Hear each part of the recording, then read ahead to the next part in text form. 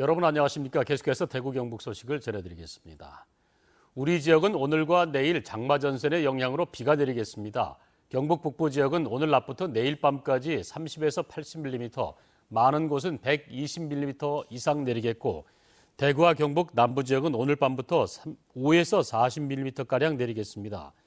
오늘 낮 최고 기온은 대구 34도 등 26도에서 36도의 분포로 무더위가 이어지겠습니다.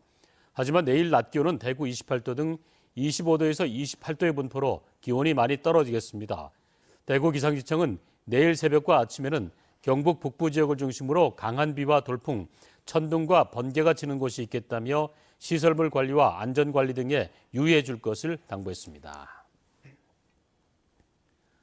정부가 지진 위험이 높은 경북 동해안 등 동남권 지역에 대한 활성단층을 반영한 지진 위험 지도 제작에 착수했는데요. 우리나라의 활성단층 지도 제작은 일본과 미국 등에 비하면 한참 늦었는데 세계적으로도 활성단층 인정 범위를 넓히고 있어 연구 투자를 확대해야 한다는 지적입니다. 장성훈 기자의 보도입니다. 우리나라의 활성단층 지도 제작이 이제서야 시작된 건 일본이 1980년도에 지도를 만든 것과 비교하면 늦어도 한참 늦었습니다.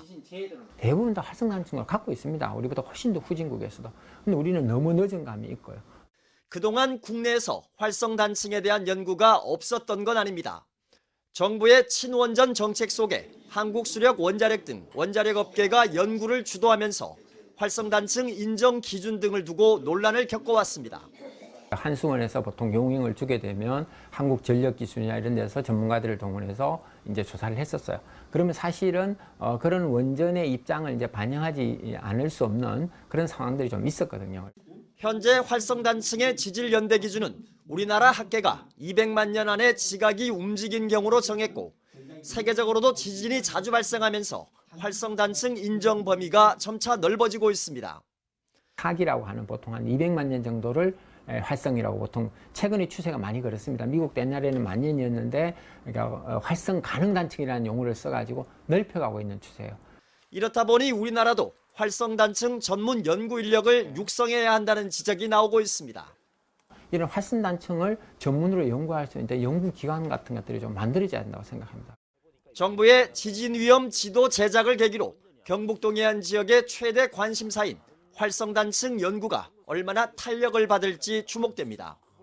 MBC 뉴스 장성훈입니다.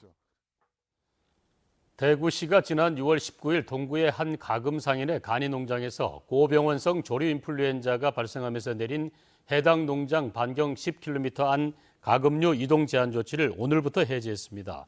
대구시는 AI가 발생한 뒤 관리기간 30일이 지나 임상검사와 정밀검사를 한 결과 추가 의심 사례가 나오지 않은 데 따른 조치라고 밝혔습니다.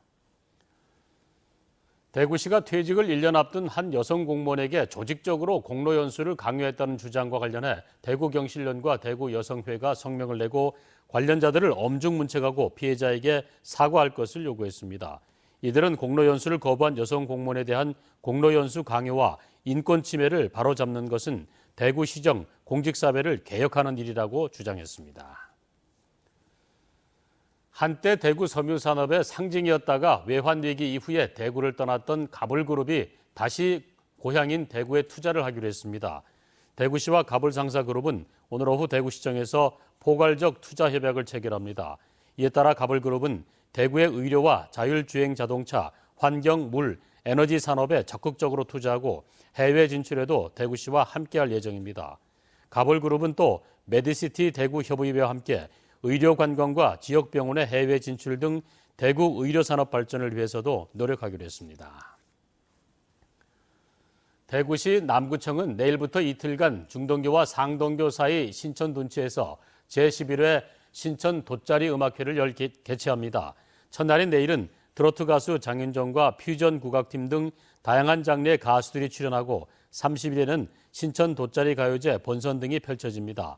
신천 돗자리 음악회는 지난 2007년 이후 다채로운 프로그램으로 주민 친화형 행사를 선보이고 있습니다. 치매를 앓던 60대 여성이 실종 닷새 만에 무사히 발견돼 가족에게 인계됐습니다.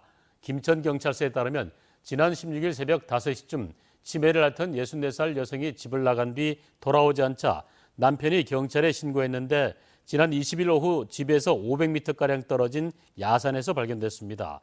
경찰은 이 여성이 평소 주머니에 사탕을 넣고 다녔고 발견 당시 쑥 등을 들고 있었던 점으로 미루어 사탕과 산나물 등으로 5일을 버틴 것으로 추정하고 있습니다.